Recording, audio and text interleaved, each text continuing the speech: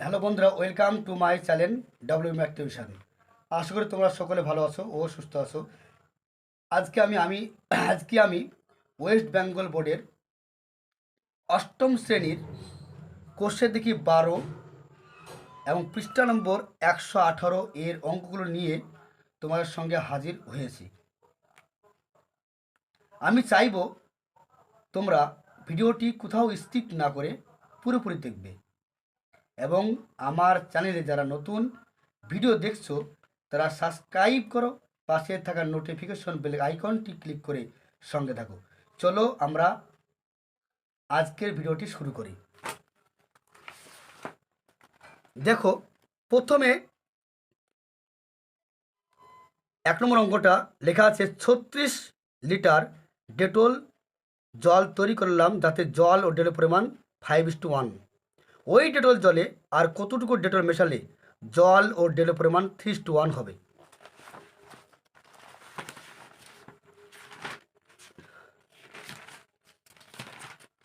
তো দেখো, জল ও ডেটলের অনুপাত হচ্ছে 5:1। জল ও ডেটলের আনুপাতিক ভাগার করতে হবে। ভাগার করতে হলে কী করতে হবে? এই 5কে লিখতে হবে উপরে, আর 5-এর সঙ্গে 1 যোগ করতে হবে, 5/6 আর 1/6। মোট ডেটল জল 36 লিটার, বইয়ে লেখা আছে 36 লিটার মোট ডেটল জল। তাহলে প্রথমে আমি লিখলাম মোট ডেটল জল 36 লিটার। 36 লিটার ডেটল জলে জলের পরিমাণ হচ্ছে 36 ইন্টু 5/6, অর্থাৎ 5/6 30 লিটার। 36 লিটার ডেটল জলে ডেটলের পরিমাণ হবে 36 ইন্টু 1/6, 6/36 লিটার, অর্থাৎ 6 লিটার। তাহলে এই 36 লিটার ডেটল জলের মধ্যে আমার 30 লিটার পেলাম কি জল, আর 6 লিটার পেলাম ডেটল। এবার প্রশ্ন হচ্ছে, আর কতটুকু ডেটল মেশালে জল ও ডেটলের পরিমাণ অনুপাত 3:1 হবে? তো আমি ধরি ওই ডেটল জলে আরও x লিটার ডেটল মেশানো হয়েছে। লেখা হলো। আমি প্রথমে কী লিখেছিলাম বলো তো? প্রথমে লিখেছি জল ও ডেটলের অনুপাত। তাহলে আমাকে লিখতে হবে জল বাই ডেটল, জল বাই ডেটল। আর এখানে অনুপাত দিয়ে আছে, পরে হবে মেশানো পরে 3:1। তাহলে আমাকে লিখতে হবে জল বাই ডেটল, তাহলে 3/1। এখানে আমি মিশিয়েছি কি বলতো? ডেটল। তাহলে জল এখানে কত হয়েছিল? 30 বসলো, আর ডেটল জায়গা বসলো 6-6-এর সঙ্গে আমি x যোগ করেছি। দিয়ে এবার আমি গুণ করলাম, কোনাকুনি গুণ। 3-এর সঙ্গে 3×6=18, 3-এর সঙ্গে x গুণ 3x, আর 1-এর সঙ্গে 30 গুণ 30। আমি এক্সের মান বের করবো, অর্থাৎ 30 থাকবে এখানটায়, এর আছে +3, 18, ওদের -18, বিয়ে করলে হবে 12/3, 3×4 4 লিটার। এটাই অ্যান্সার। 2 নম্বরটা দেখো কি বলছে। এক ধরনের পিতলে তামা ও দস্তার পরিমাণের অনুপাত 5:2। এই ধরনের 28 কিগ্রা পিতলে 4 কিগ্রা তামা মেশালে তামা ও দস্তার পরিমাণের অনুপাত কি হবে হিসাব করে দেখে নাও। দিয়েরটা তামা ও দস্তার অনুপাত 5:2, 5:2 দেওয়া আছে ভাই, 5:2 আমি লিখেছি। তামা দস্তার আনুপাতিক ভাগার, এই যে আগে করলাম, আনুপাতিক ভাগ প্রতিবার করতে হবে। ভাগার হচ্ছে 5/5 + 2 7, আর 2/5 + 2 7 7, তাহলে 5/7 2/7। এখানে লেখা আছে মোট পিতল হচ্ছে 48 কিগ্রা, আমি লিখেছি দেখো। তাহলে এখানে মোট পিতল হচ্ছে 48 কিগ্রা। তাহলে এই 48-এর মধ্যে তামা আছে দেখে নিচ্ছি। তামার পরিমাণ হচ্ছে 28 ইন্টু 5/7, 7 দিয়ে কাটলাম, 4 7 28, 20 কিগ্রা। আর দস্তার পরিমাণ হচ্ছে 28 ইন্টু 2/7, 7 4 7 28, আর 8 কিগ্রা। এবার বলছে পিতলে 4 কিগ্রা তামা মেশালে তামা দস্তার পরিমাণ অনুপাত কী হবে হিসাব করে দেখি। তো এখানে বলছে মেশালে, তো আমি এখানে দেখো কি করছি। পরে 4 কিগ্রা তামা মেশালে তামা দস্তার অনুপাত হবে, দেখো তামা এখানে বেড়েছে কত? 20 কিগ্রা, আর আমি 4 যোগ করতে বলেছি, এখানে 4 যোগ করলাম, আর আগের থেকে 10টার পরিমাণ 8 আছে এখানটায়। তাহলে 20 আর 4 24, আর এখানে 8, তাহলে কাটবো 3 8 24, 3 একে 3, এটা অ্যান্সার 3:1। 3 নম্বর দেখো, বিজনবাবু ফিনাইল ও জল 2.23 অনুপাতে মিশিয়ে 60 লিটার ফিনাইল গলার জল তৈরি করেছেন। এই ফিনাইল গলার জলে আর কত লিটার ফিনাইল মেশালে ফিনাইল ও জলের পরিমাণ 9:46 হবে? দেখে নাও। 3 নম্বরটা, ফিনাইল ও জলের অনুপাত হচ্ছে 2:23। ফিনাইল ও জলে আনুপাতিক ভাগ হচ্ছে 2 বাই কত, 2 আর 23 25, আর 23/23 যোগ 2 25 পেয়ে গেলাম। ফিনাইল গলা জল হচ্ছে 60 মিলিলিটার। এই তো 60 লেখা আছে, 60 মিলিলিটার লিখলাম। এবার দেখবো এর মধ্যে ফিনাইল কতটুকু আছে। তাহলে ফিনাইলের পরিমাণ হচ্ছে 60 ইন্টু কত, 2 আর 25, 5 5 25, 5 12 60। এবার 24-এর সঙ্গে 12 গুণ করলে 24/5। 24/5কে আমি ভাগ করেছি। 24/5কে ভাগ করে কত হচ্ছে দেখো তো।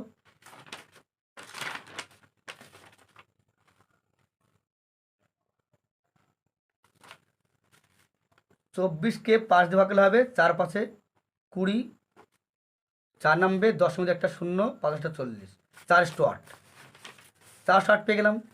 এবার জলের পরিমাণ কত আছে, 60 ইন্টু 23 বাই কত 25, 525, 5 12 60 দিয়ে 23, আর কত আছে 12, গুণ করলে কত আছে দেখো 23 12।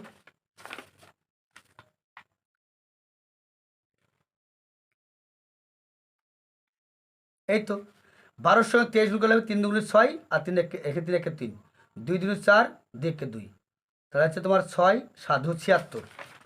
তাই 276 পেলাম। দিয়ে 5 দিয়ে ভাগ করেছি দেখো 276কে, 276কে 5 দিয়ে ভাগ করেছি।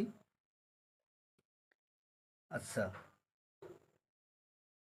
276কে আমি 5 দিয়ে ভাগ করলাম, 5 5 25, 2 26, 5 25, 1 10.0 5 10, 55.2। এবার বলছে এই ফিনাইল গলার জলে আর কত লিটার ফিনাইল বেহাতে হবে। আমি এক্স ধরেছি, তাহলে ধরি ওই ফিনাইল গলার জলে আরও 1 লিটার ফিনাইল বেহাতে হবে। তাহলে কী করতে হবে এখানটায়, তাহলে দেখে নাও। আমাকে লিখতে হবে কি, ফিনাইল বা জল। তাই ফিনাইল বা জল এখান দিয়ে আসলে কত, পরে ইস্টুটা কত আছে 9:46, 9 করছি।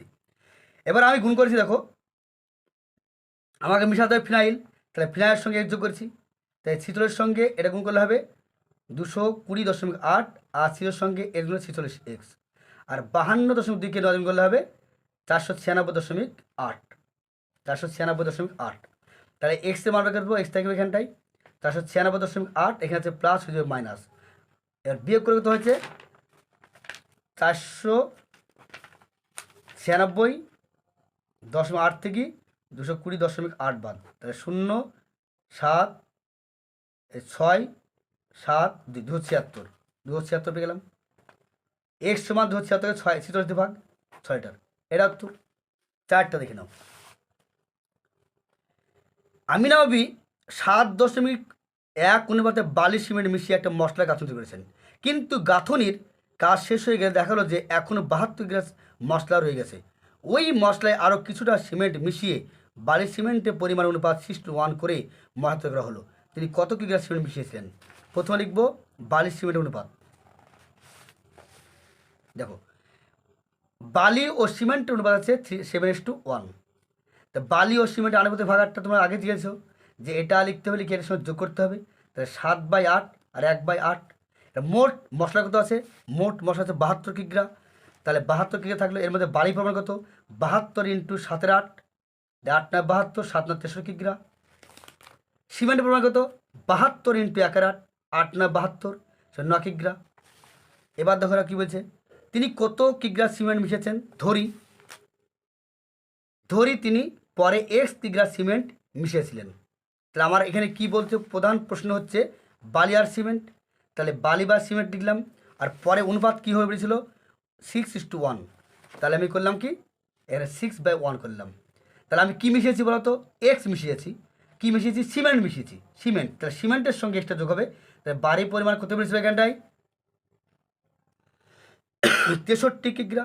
তাহলে 63, আর সিমেন্ট পেয়েছিলাম কত 9, আর এক্সের সঙ্গে সিমেন্ট মিশালাম। তাহলে 6-এর সঙ্গে গুণ হবে 9 54, 6 9 54, 6-এর সঙ্গে এক্স 6x, আর 1-এর সঙ্গে 63, 63কে 63।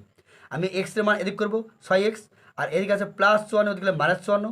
এবার 63 54 হবে 9, তাহলে 6x সমান 9 হলো, এক্স সমান আছে 9/6। এবার ভাগ করলাম দেখো এখানটায়, 9কে 6 দিয়ে ভাগ, তাহলে 6 কে 6 বিয়োগ করে 3 0.5 530 1.5 কিগ্রা। এটা হয়ে গেল।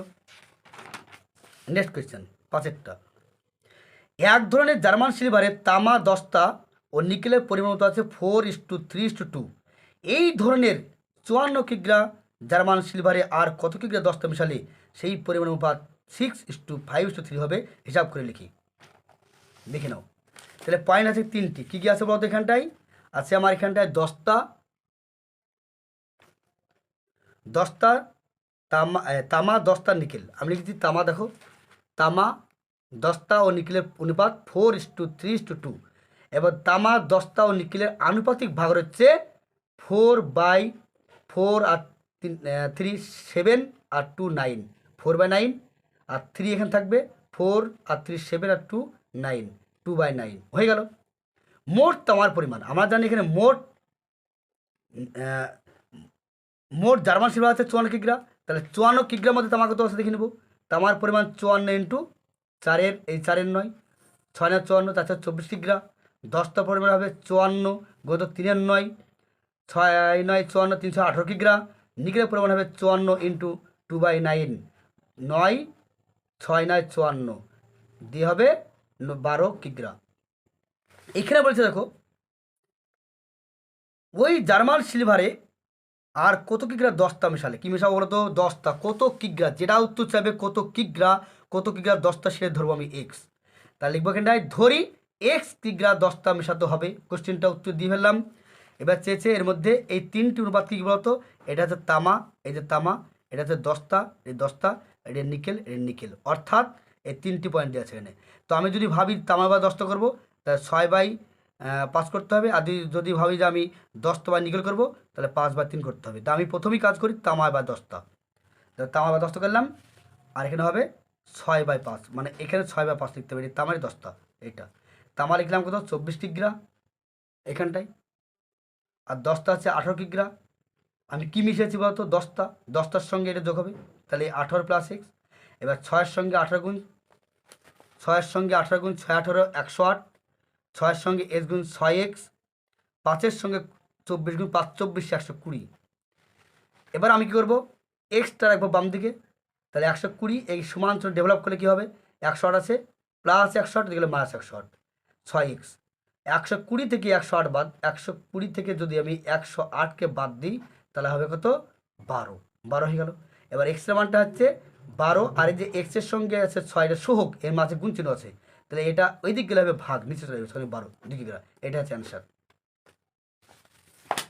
আজ 1 থেকে 5 পর্যন্ত তোমাদের অঙ্কটা সলভ করে দেওয়ার চেষ্টা করলাম।